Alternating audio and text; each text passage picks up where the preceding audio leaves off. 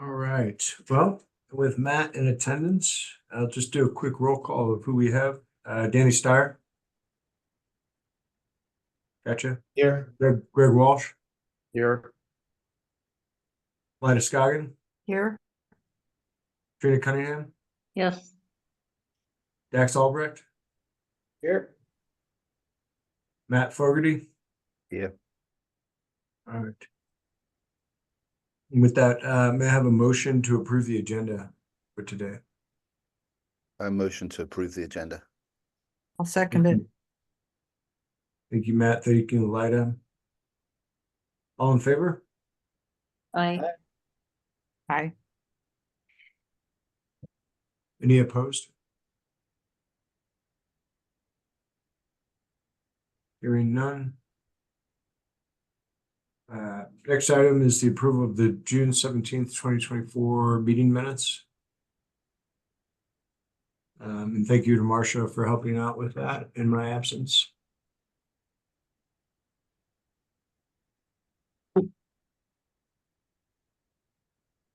May I have a motion for approval?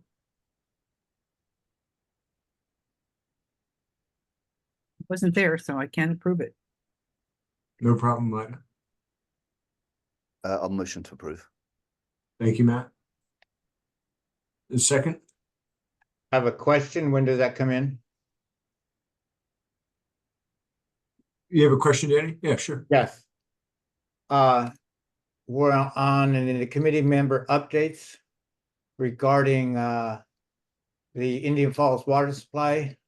It says the DFC has put money aside to pay for this work. Was that work to work on the Indian Falls or just for the survey? So that was money that was allocated to the Indian Falls project via Pluma Strong last year. Dax, do you have any more on that? Yeah, we just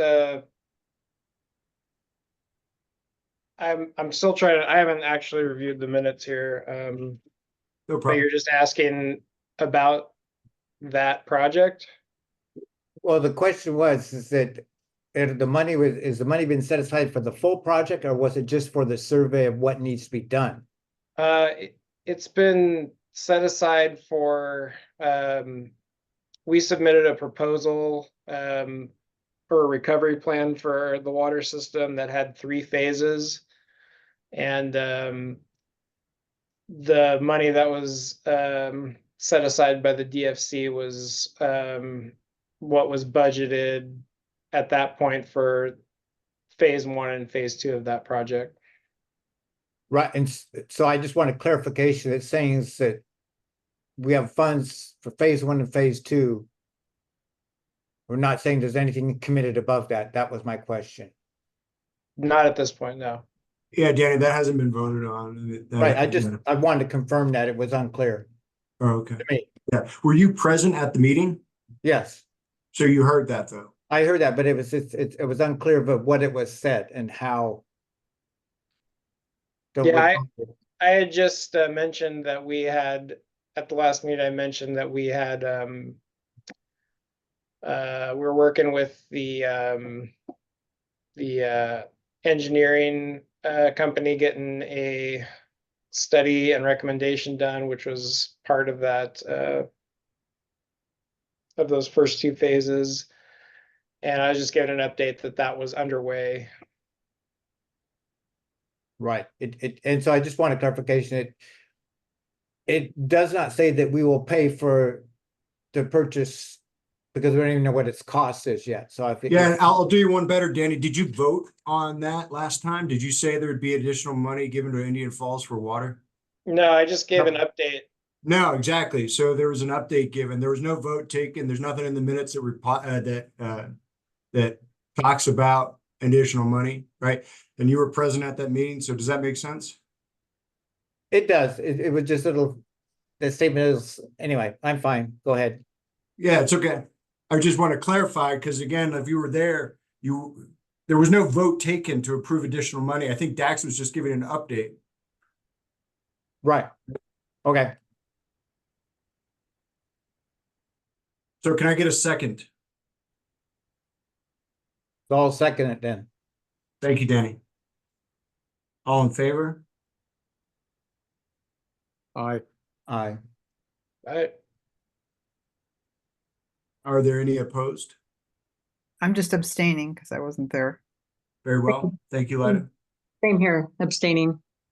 Trina Cunningham abstain.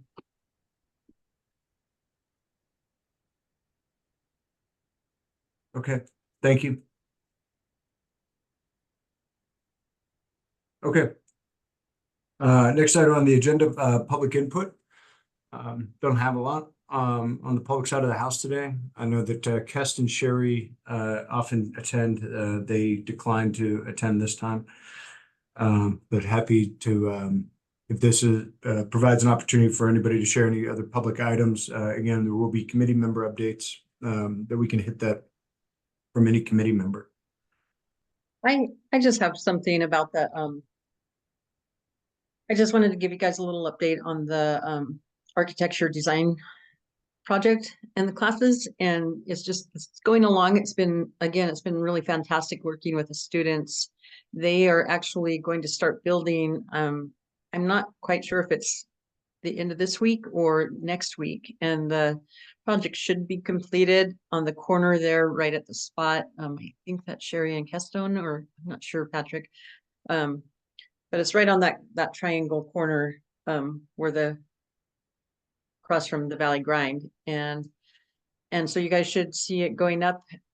It is it's actually not a building, it's a design.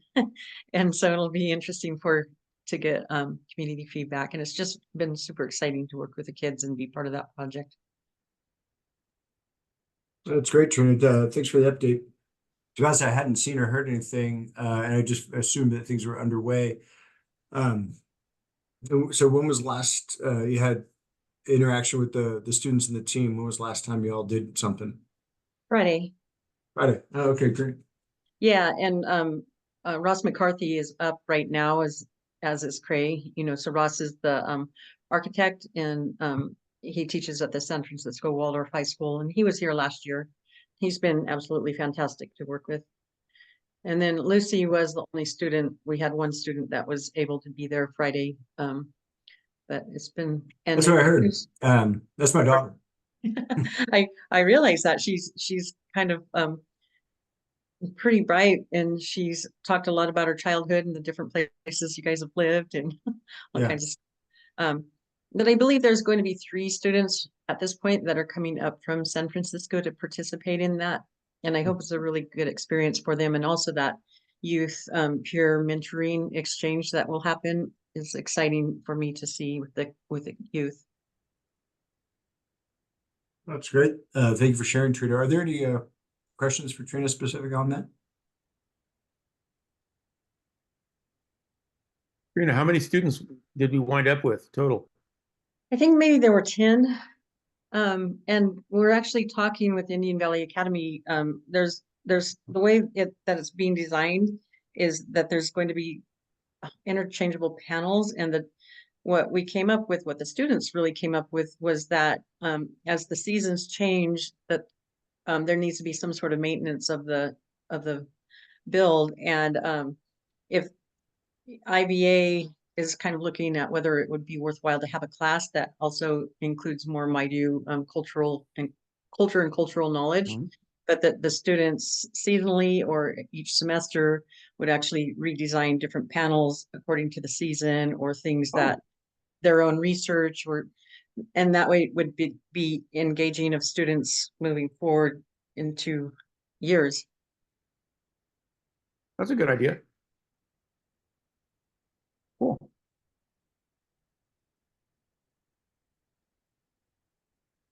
And it's still going to be on a trailer?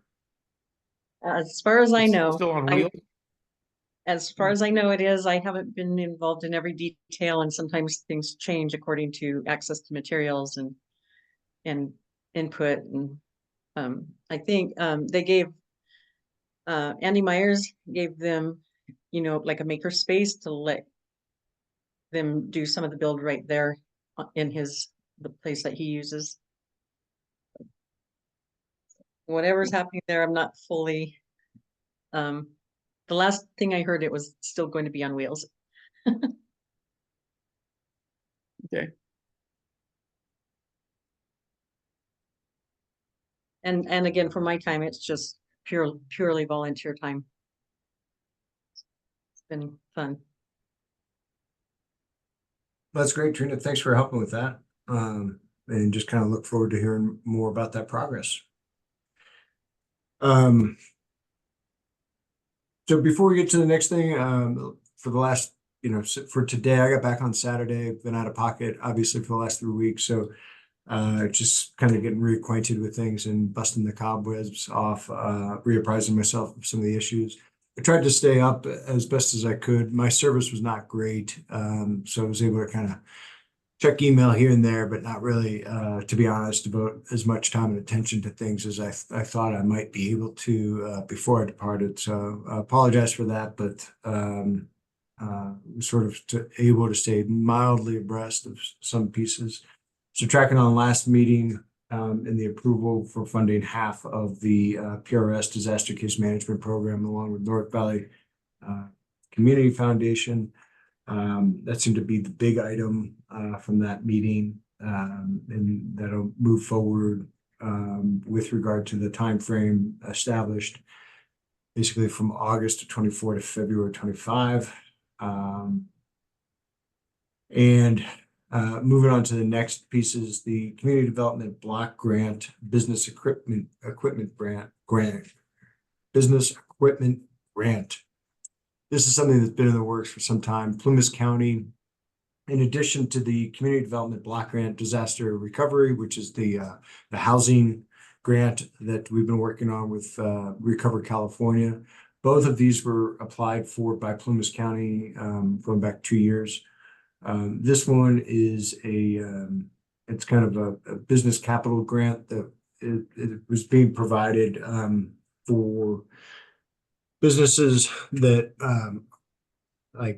were generally affected by the fire and are in this area. This area being census block 4, I believe. So the area extends from Greenville down through Crescent Mills down into the canyon. So there's a team at the county that has been working on rolling this out. And they're looking at July 20th to do their first sort of workshop, to apprise people of how they can apply for this money and what the overall grant guidelines are going to be. So I got to be honest, I'm not terribly savvy right now with where all that stands. We've got some sort of requests for information out to sort of, just get caught up with what the team has been doing on that. But that's Tracy Ferguson, Laura Wheeler, Clint Cobley, and then they hired, the county hired a consulting firm, Michael Baker International, to help with the grant guidelines. Some more to follow on that, but that's one item that'll be coming up here in July with how to get that information out and get would-be business owners or previous business owners updated with what the process is for them to apply for tens of thousands of dollars, not hundreds, but I think it's going to work out to be around the the $20,000 to $30,000 mark for them to receive funding for business capital. Patrick, yeah, you may not have the answer to this, but do you know, will that be available to nonprofit organizations as well? I don't think it's available for nonprofits. I think it's available for profit businesses. Okay. Yeah. Yep. It's designed for, commerce and business development. Right. All right. Thanks. Yep. Matt, go ahead. So are the guidelines going to have public feedback before they're published, or are they just going to be published on, and is July the 20th the day that they're going to be published? Yeah, I don't think that they'll have public feedback, but I'll find out. Let me write that down. And then The only thing that I saw was the date was kind of like the kickoff workshop. And they're looking around for a venue. That's something I just need to figure out if they pulled the trigger on something already, or if it's still being batted around as to the date, time, and location. Again, that's when those guidelines are probably going to get published. You bet. Yeah, that's my assumption. Okay, sounds good. Thank you. Yep. Yeah, so that's at least an opportunity for some local businesses to try to access some funding available for capital development for their own pieces. And I don't get ahead of my skis, but I think that also is that businesses that's formed following the fire, right? So whether or not you had a business prior to the fire, but you started your business following the fire, and you're still in that census block. I believe that those businesses are still eligible, but I'll find out about that as well. The other part that I put on here, I thought there would be more on this, and there just isn't, but the Community Resilience Center update, and really how it relates to getting funding for planning, not even implementing, but planning. So some of the conversations around this with both the Community Services District and Plymouth County is trying to structure things in such a way as the Community Services District, they'd be the long-term operator and maintainer of this building. They would also be eventually the project lead, because the Community Services District, since they're operating that building, it would really kind of fall to them for the long-term sustainability of it. Plymouth County had indicated before, at least, being able to come up with a plan with some of the fire recovery money that they have. The number $7.8 million has been talked about since last September. When you add in insurance and maybe some other funding stream that maybe was realized recently when they did their budget, might actually be closer to $12 million. So still trying to figure out what that delta is between what was described as 7.8 and then now in their budget maybe around 12. Yes, Greg? What did they have any idea what the operating cost of this resilience center would be? Like a Not yet. monthly? Yeah, no, not yet. I mean, I'm kind of wondering how it's going to get paid for. Yeah, I mean, that's a great question. Greg. Yeah, Yeah. there's nobody in town. I mean, Yep. is it a good idea? Yeah, so then it sort of becomes chicken or the egg, right? If you don't have anything, I mean, if you don't have a place for families and young children to go, then do they just leave? And so, if everybody's just kind of sits there having a staring contest about whether or not there will be, facilities and resources for people, or do we just let, do things just die on the vine and we just say, you know what, we made a good shot, but let's not have any services here. So we can allow Greenville's population to dwindle down to 200 to 300, and then in time we can just let the school close up and then just call it a day. That's an option, sure. Well, no, But I think question for those is that are interested is they're trying to invest in community spaces that foment some type of economic development, community development, and an opportunity for people between the age of say 21 to 51 to think about raising a family here, absolutely. I mean, I'm all about that. I'm just wondering, is that okay, we have a swimming pool, an indoor swimming pool. Is that enough reason for people to move there? Is that, I mean, if there's not, is that an economic builder? Is all I'm wondering. I mean, I don't know. Yeah. You don't know, and I don't know. Your words, like you just said, quote unquote, I don't know. But in order to find out, there needs to be some sort of planning and development and feasibility to determine that. And, I don't think anybody here on this call is an expert and can't just say, well, it's not going to happen. So, and here's the other thing. It's not even a Dixie Fire Collaborative.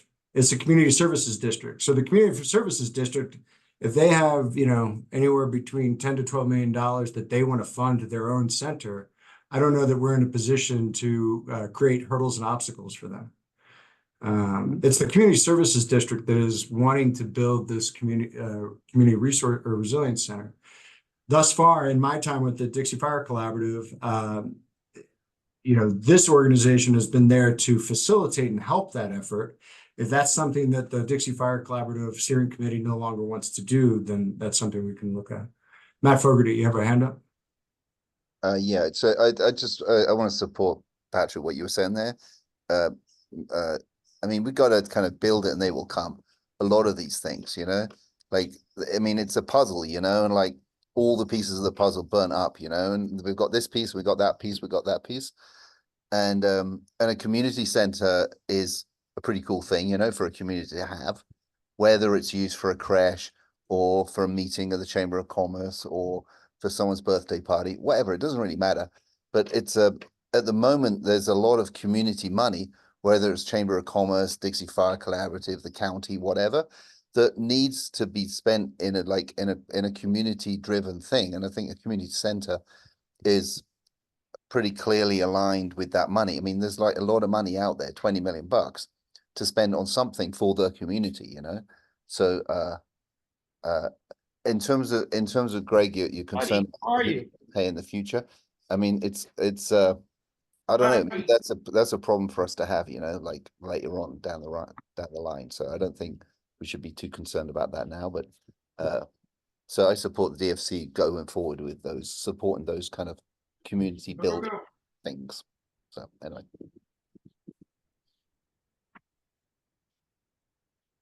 Yeah, and I mean, there is still a lot of question marks about the long-term viability of a lot of these plans.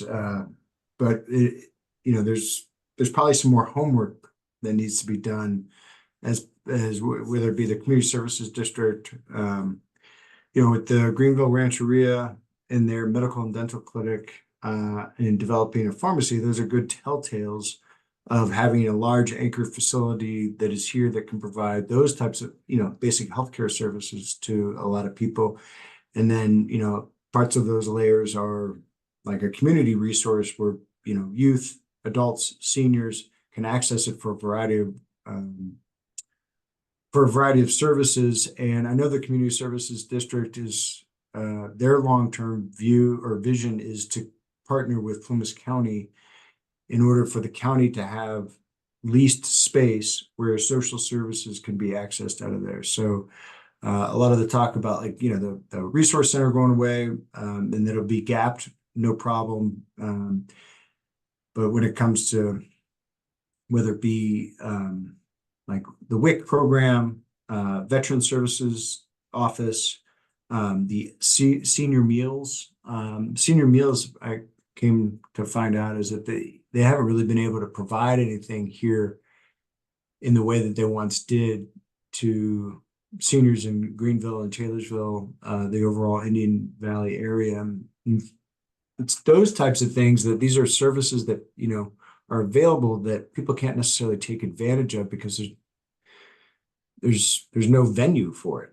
And there's limitations with the school. And rightfully so. Monday through Friday, there's security issues, and the school's not necessarily open to having part of its campus open for general public use during school hours, which is, makes sense.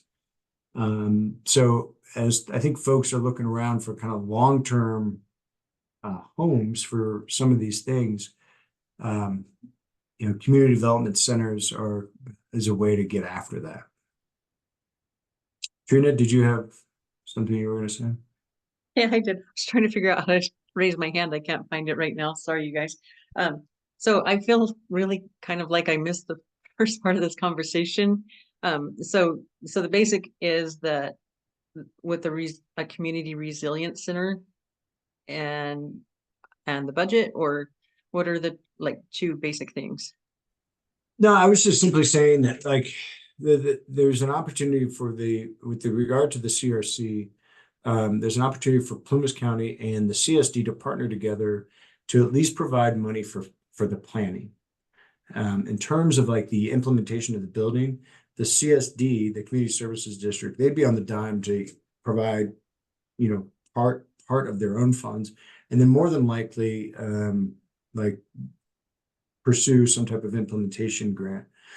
Talking with Adam Cox, who's the general manager at the Community Services District, he just said that the irony actually with a lot of these with regard to developing or to building a community center is that the planning is usually the hard part, and there's not as many grants and things like that available for the planning. But once you get up and over the planning hurdles and you can kind of forecast that next 5 to 10 to 50-year plan, that the implementation grants are either provided by the state of California and then also the United States Department of Agricultural Rural Development division. So rural development underneath the USDA provides implementation grants for community structures, whether it be a park, whether it be a first responder center like they're already getting ready to build, or a community center. And so those grants seem to be much more frequent, and there's just different avenues that you could approach there as opposed to where the planning is a little bit more narrow. Okay, and where does the DFC come in? Yeah, the DFC, I mean, and this is something that last September when I came aboard, the DFC at that point was already helping to facilitate and just help being an extra set of hands with these programs because they represented community development, and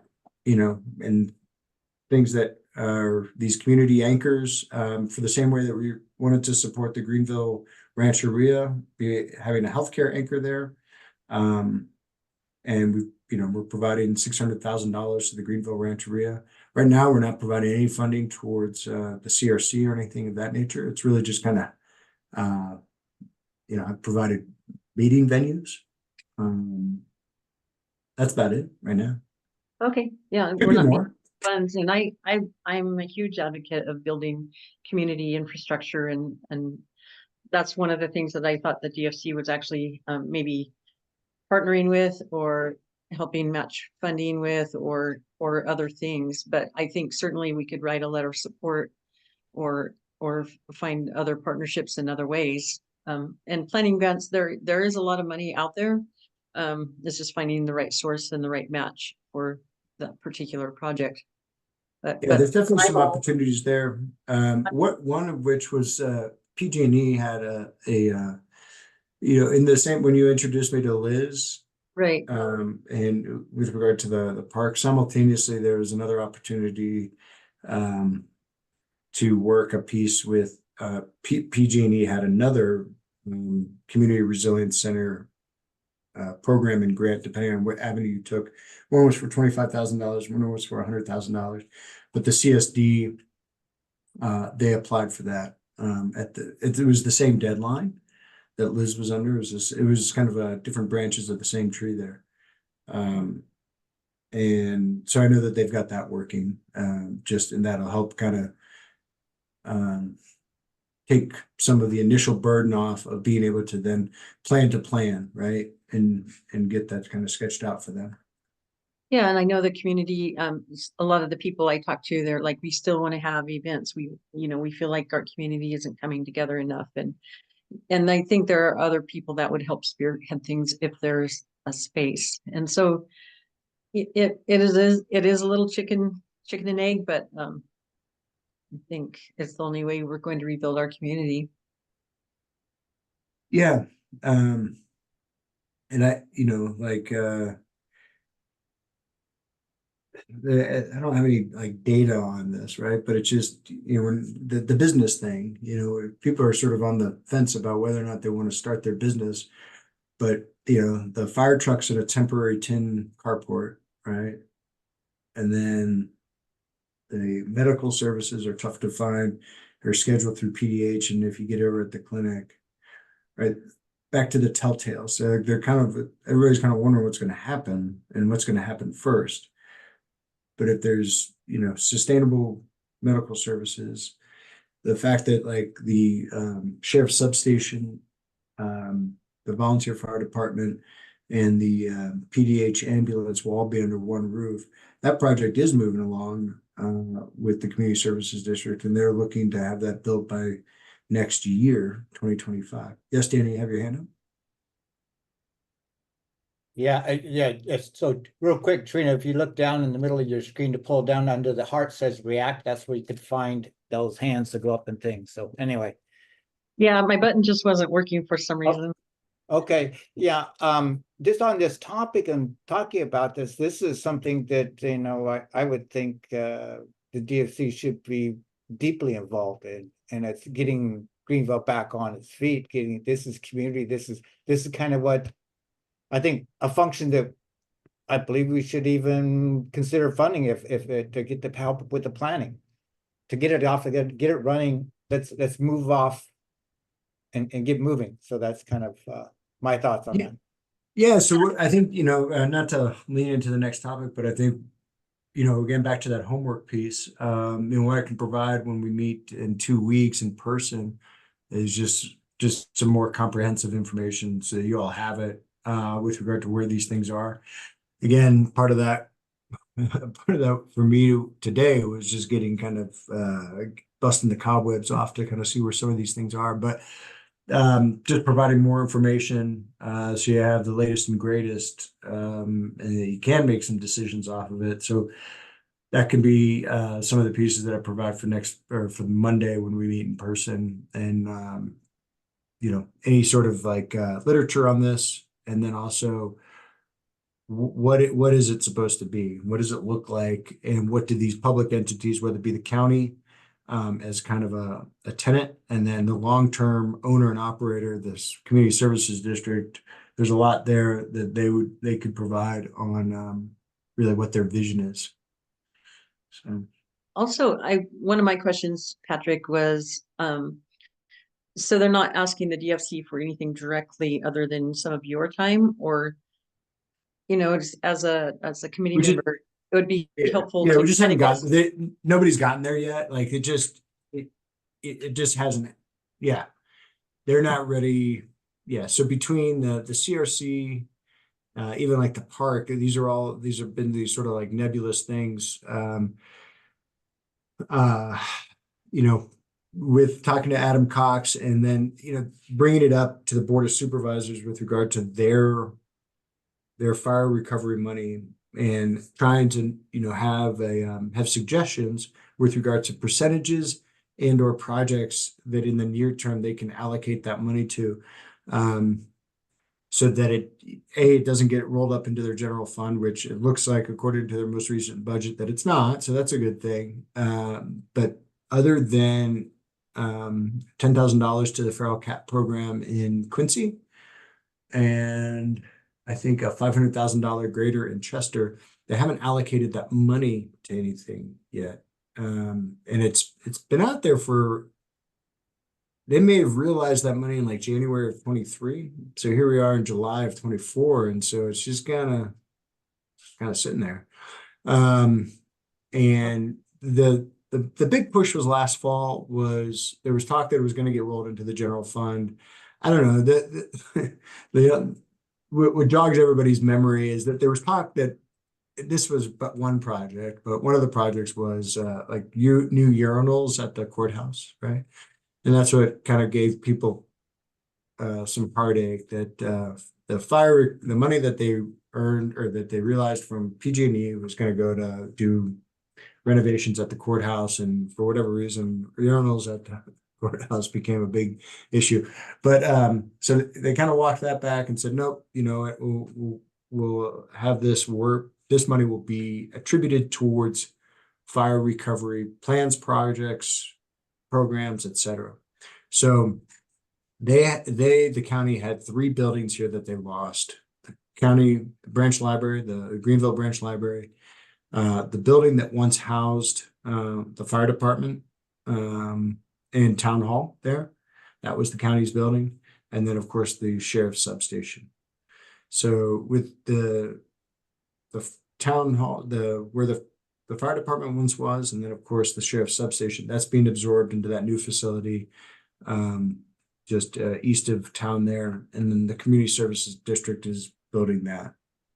And my understanding is that the county is not chipping in for that. They're just going to rent the space on behalf of the sheriff's department, and that's about it, right? So they're kind of off the hook there. So then it begs the question, like for like a town hall type facility that once existed, and a library, right? So that community center could absorb the library and have a central meeting space, you know, similar to like the meeting space that's even at like the Chester Community Center, something about, you know, comparable to that size, right? Where people can gather and meet, or it could be, you know, like Matt said, birthday parties and such, or it's actually like a town hall meeting type thing. And other, and all of these other things, right? All these other, you know, at the end of the day, there's the Indian Valley quickly becomes an underserved community if the county simply bypasses it because they say, well, we don't have space to have the senior meals. We don't have, you know, gosh, our veteran services organization, if you want to see them, you got to come down here to Quincy. When that same mobile veteran services organization, they'll hop in a van and they'll set up at the Chester Wellness Center, or they'll set up at the Portola Wellness Center, right? They have a place to go where then people that live in that community don't have to always drive to Quincy. That remains to be seen what they plan to do here in Greenville or the writ large Indian Valley. So, you know, folks are paying their taxes, you know, but some of the things that are available aren't necessarily as convenient as if they lived elsewhere. You know, so if there can be a venue for that, then that'd be great. Yeah, I think so. I know organizations that I've worked with, we've rented the Chester Community Center numerous times for any number of different organizations and events. And it's been fantastic to be able to have access to that space, but also to be able to house services to our community that are just so needed. Would be fantastic as well. And hopefully they understand that there may only be a trickle of people to begin with. And I hope that doesn't put anybody off as people start realizing they can get services here or start depending on it. Once that does happen. Yeah, it'd be interesting to see. I know that like the library, Plumas County purchased a mobile library. It's a van. I think they're calling it a truck, but it's a large van. It's neat. You know, I saw a picture of it somewhere. I don't know where I saw it. Maybe it was on Facebook or something. But you know, so that's kind of a stopgap measure for right now. But I know that, you know, people have expressed since day one that they want a brick and mortar library back, with all the things that libraries provide. So this is an opportunity to have a multifunctional building with multiple partners to offset the cost a little bit and make the building as efficient as possible with what it provides. There could be some neat outcomes that come from this. Yes, Danny? Yeah, I know we're talking about this more and more and such, and I'm just gonna say again, this is something that I see that as the Dixie Fire Collaborative, we should be making sure and pounding the drum on and not letting the money go elsewhere, saying this is the need, this is money was set up for. So helping to speak for those who aren't around to speak and really demand that the library and the town hall be replaced with using the funds that were provided by PG&E. That's what it's for. That's I would think. And so we should say, you know, forget all those other ideas, but this is what these were lost. They need to be replaced. And so that we have a community can come do it. I guess that's my sense. That's why we're continuing to talk about it, but I think somehow we need to raise awareness and say, let's not just nibble around the edges and kind of sort of think about it from the CSD or whoever. We need to say, let's get some traction. And who do we need to talk to? Who goes there? So I've been addressing it at the Board of Supervisors meeting, and thus far, Jeff Engel and Kevin Goss have both expressed interest in generally, like, we haven't gotten into the details around what specific projects and how they're going to be funded, but that, yes, the money that has been that PG&E settled with the county on should, in no uncertain terms, be directed towards fire recovery programs, projects, and things. So still working on talking singularly to some of the supervisors to kind of get them on board, but at some point they're supposed to vote and actually approve action on exactly what I just described. And then I think what we can do is kind of bottom up refine a better plan with how that money can be allocated in realistic terms. to support what you just described, Danny. Yeah, absolutely. Matt, you had your hand up? Yeah, this whole there was this RSF process where we all got together and made all these lists and prioritized them and had all this buy-in and all that stuff. It was loads of work. And when I was doing that, I was thinking the 7.8 million was going to be like, well, here we are, we got 20 projects, let's go. I thought that those two were very joined, and like I remember about 6 months ago, and I asked a question at the one in the mineral building, and it was like, oh no, there's no funding attached to these. These are just like ideas. I was like, what?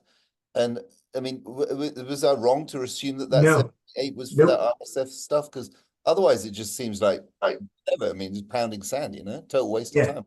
No, you're absolutely right, Matt. You're not wrong at all to make that connection. And then, so in the subsequent RSF meetings that have occurred, like February, March, April, we did one in May.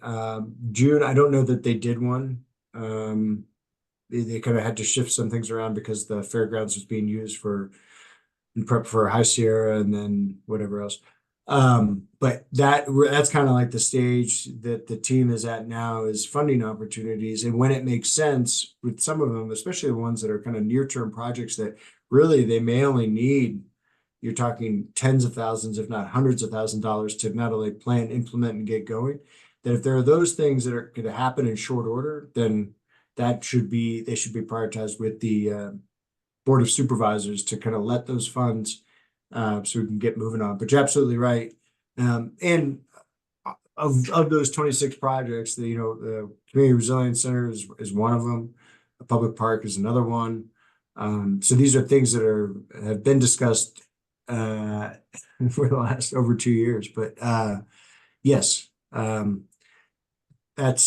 that's part of it, and it's really just trying to have a frank conversation with the county on what is it? Is it $7.8 million, or is it now $12 million that you have? And how and what can it be allocated based off of a percentage basis to support these projects? I mean, is this something where, I mean, it is like a long time since it came, Yeah. And there doesn't seem to be any, thank you for going there and raising this, by the way.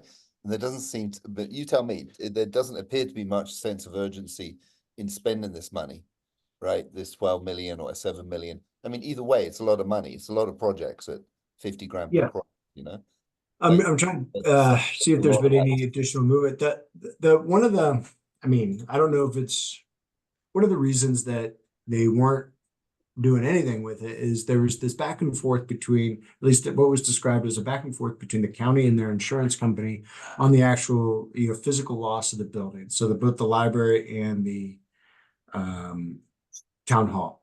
And what Deborah Lucero kind of repeatedly says, they being the county were uncomfortable to move forward with any sort of spending until they really had that dollar amount figured out between the county and their insurance company.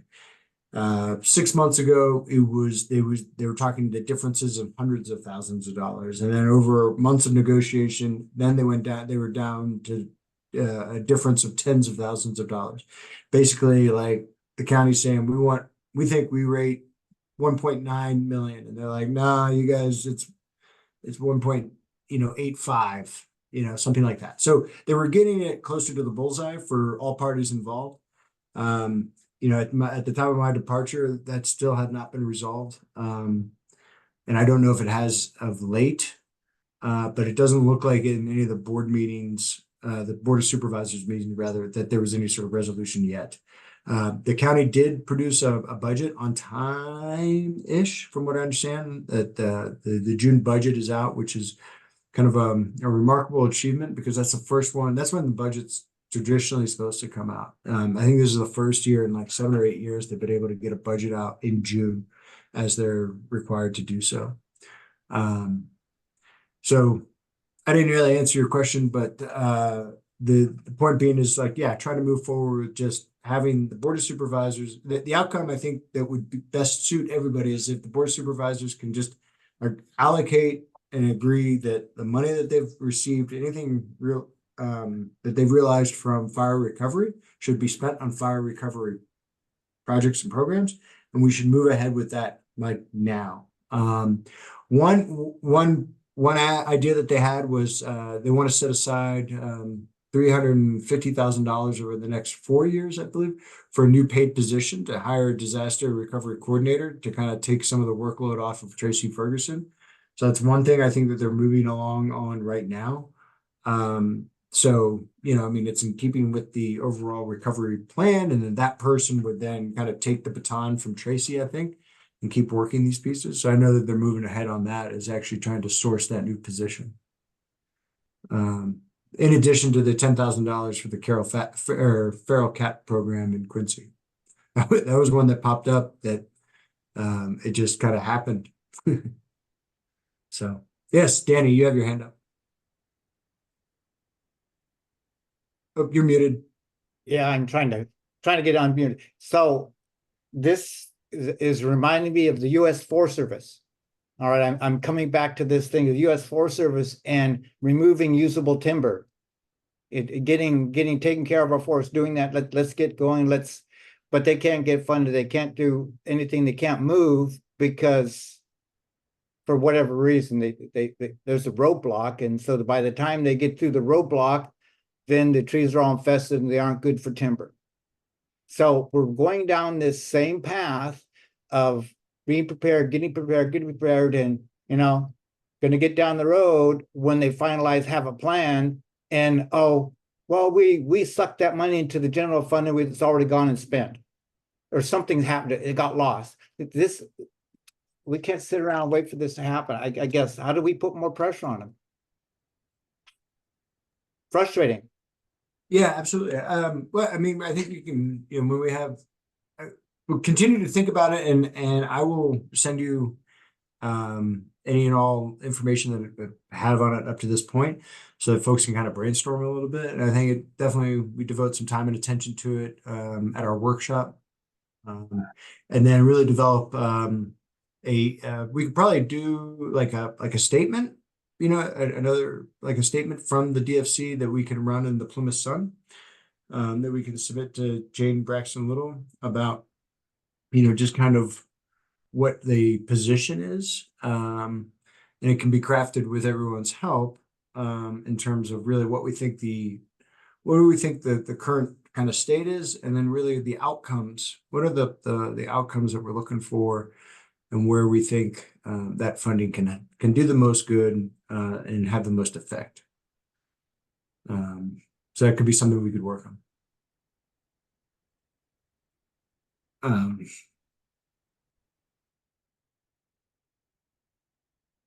Oh, I just muted myself. I know things seem a little bit light today. I didn't want to go another couple of weeks without a touch point of at least just kind of bringing some of these things back up to the surface, especially just to get myself reacquainted with where the team is and was over the last couple of weeks. As it relates to, so July 15th, I think I got an affirmative from most folks being able to be there. The time frame roughly 9:30 to 1, and that was really just to account for transportation and people being able to get out the door. And Lida, does that still work to use your home in that area? Yes. Okay. It Well, does. thanks again. And what I was gonna, we can kind of do this over email, but I was gonna come down here to the office at about 8:30, 8:15. And if anybody wants to park here, and then we can carpool up. Or even if you don't want to leave your car here, but you prefer to kind of caravan, but you're uncertain about which way to go, what have you, we can do that as well. So I would love to carpool. yeah, okay, no problem, Trina. Sounds good. And then Lida, I'll kind of get with you offline, but we can talk about just refreshments, and things of that nature. I've got like a big coffee maker, and some beverage dispensers and things of that nature, and stuff that I can bring, and paper products and all that stuff. So, but we can just figure out what makes the most Okay. sense. Yeah, we can talk. And so as I put on here, I think, one of the things is, in terms of the business and getting down to brass tacks, kind of a workshop of understanding the current grant guidelines, what they are, what they say, what they don't say, and just kind of being able to study those. And then, if there's parts and pieces that need to be amended, revised, readdressed, we allocate appropriate time for that. Next portion is talking about strategic funding and planning, and really kind of a dovetail off of this conversation here with regard to some of these bigger rocks.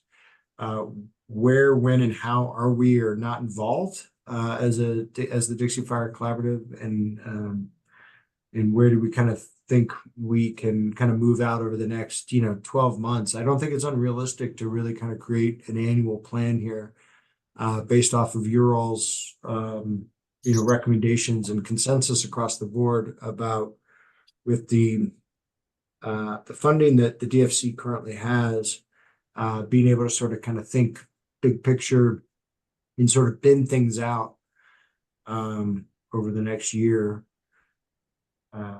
and just not having a concrete plan, but at least a plan in place that can fluctuate if need be based off of a changing environment, but something that allows others to plan off of and hopefully get moving on some of these big goals. So any additional thoughts on that?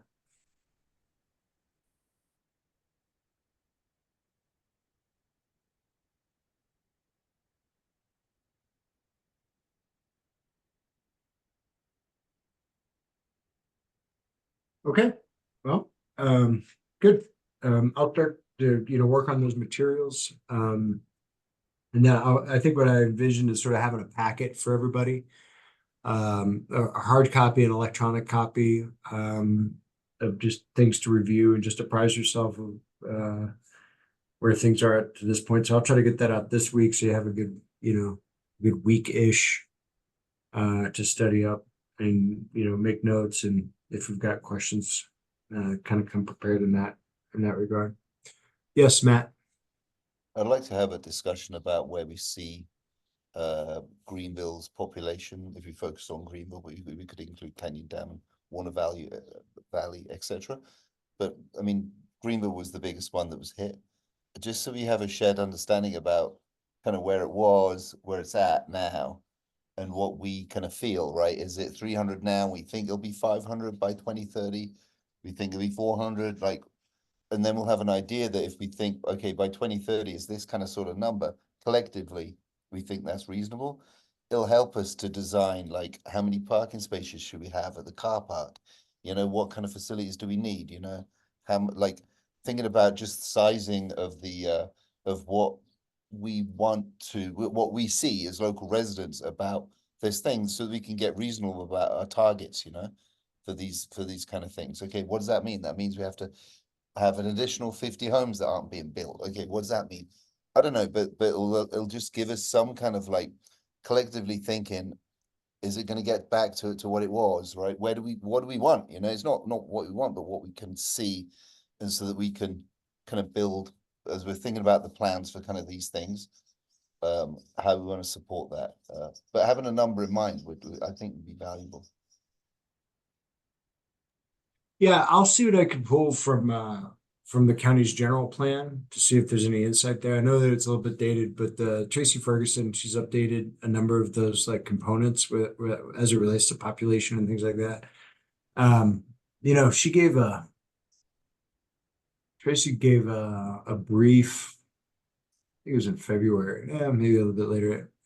Either way, it's her annual report to the Board of Supervisors, and as it relates to population, the countywide, and based off the status quo right now over the next, so we just had the 2020 census and so on and so forth. But if the status quo is maintained, Plumas County is only looking at a decline in population, and not just Greenville, but Plumas County overall, looking at a significant decline in population over the next 20 to 25 years, just based off of the demographics of the population now. It's an older demographic, and there are fewer and fewer families staying and or migrating here. Let's see if I can pull it up. There's a group out of the Lost Sierra Chamber. They just launched Let's see if I can find it. Something, yeah, move in. Yeah, I'll put it in the chat. A relocation package plan. To try to have, incentivize or entice people rather, to move here. Yeah, that makes sense to me. Where's my chat?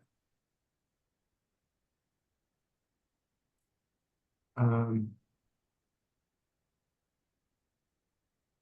did I miss the chat function? There it is. I'll put the website in the chat function. But this is kind of interesting. With some of these ideas. So the La Sierra Chamber of Commerce, they're kind of spearheading it, but I think the other chambers are looking to get on board to support it. And I know Clint Cobley has been very passionate about this, and trying to foment, migration opportunities as opposed to just like leaving it to chance, right? That people are just going to move out of populated areas and just decide to come here. There's other, like I know I saw like some Midwestern small towns. They have relocation incentive packages as well, where they'll pay up to $5,000 for you to come in and move to their small town in Indiana, that type of thing. So, but I think it's worthy to look at what we're seeing on the ground here with regard to what populations are we serving. I'll get smart on exactly the student enrollment for this year to kind of anticipate what both K-6 and 712. So that K-6 program will still be shepherded by the Plymouth Unified School District. They're maintaining the elementary school, and Indian Valley Academy underneath Plymouth Charter School is going to run the 7th through 12th grade. But sometimes the schools are an indicator, right? Not the indicator, but an indicator of how many families they're serving. But yeah, more to follow on that one, Matt. Can you all give me one moment, please?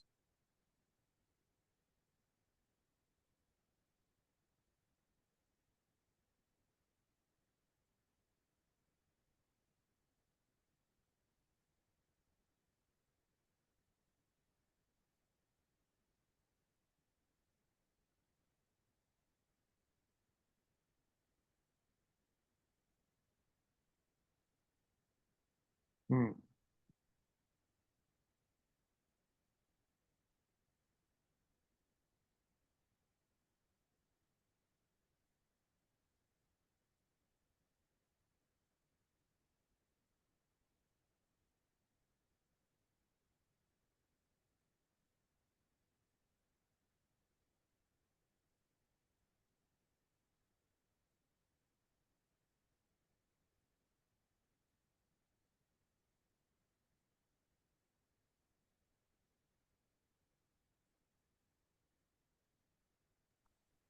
All right, thank you. We had a passerby inquiring for some information. So, yeah. So that's kind of a neat idea of what the La Sierra Chamber has been up to, and they've got a kind of a nice, vibrant website, kind of showcase the area. So, I encourage you to take a look at that and see what you think. All right. Well, I don't want to. I know it's a holiday week, and folks may have holiday plans, so we can kind of get on to this.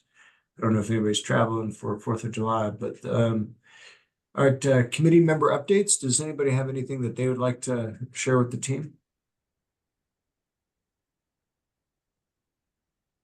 I know we heard from Trina. Yes, Greg. I had someone ask me, and I think he sent you an email about, do we want to send something, is it Ruidoso, the town in New Mexico, yeah. or is that? Yeah, there's I mean, a gentleman by the name of, let me see if I can find it. Mr. John Simon. He said that his travel plans have changed, so he's no longer going to go because of the heat. But So there's a town in New Mexico that they're grappling with I think a 9,000 acre fire right now called Ruidoso, And New flooding. Mexico. And they're And so flooding now too. yeah, And and they're then flooding now. what's worse is that that town it had the fire and then they got a deluge of rain and it's just been like nonstop flooding. So it's like, they went right from the fire right into flooding. Anyway, this gentleman, it looks like his spouse, they intend to go visit there because they had some friends, but he had he had brought forth the idea of if there was something that the Dixie Fire Collaborative wanted to contribute, like funding wise to any of their organizations. I took a look around and, too soon in their neck of the woods for a like a long-term recovery group for fire, right? Because I don't know that they're even at that stage yet. However, there was there's a community foundation there, and there's also a Rotary and a Salvation Army as well. Let me see, New Mexico. So anyway, if it's something that we think that maybe we want to, we can talk about it more, but we can apprise them of like the grant guidelines and see if one of those organizations, maybe the easiest way is just to have them apply for a grant and see if that's a route that we want to take to kind of get them started with any of their recovery efforts.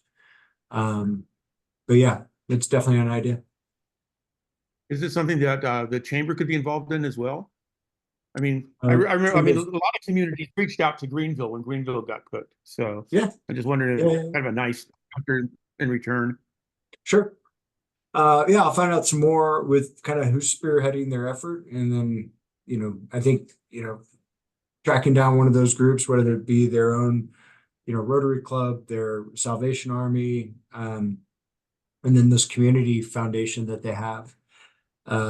Maybe starting there and seeing what else we can learn about the community and see where if a contribution is made, where does it make sense to contribute to do the most good. Yep. So I looked it up. It's about 7,000 in population. It's like a ski town in the winter and outdoor rec in the summer. But it's looks like a couple hours southeast of Albuquerque.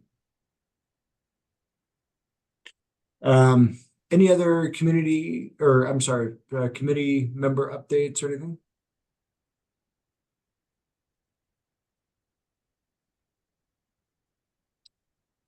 All right. Well, thank you all for taking the time today. It definitely helped me kind of get up to date on a number of things and just to get the wheels turning again from switching hats here. So Patrick, I would like to just, thank you for the work that you're doing and on behalf of our country.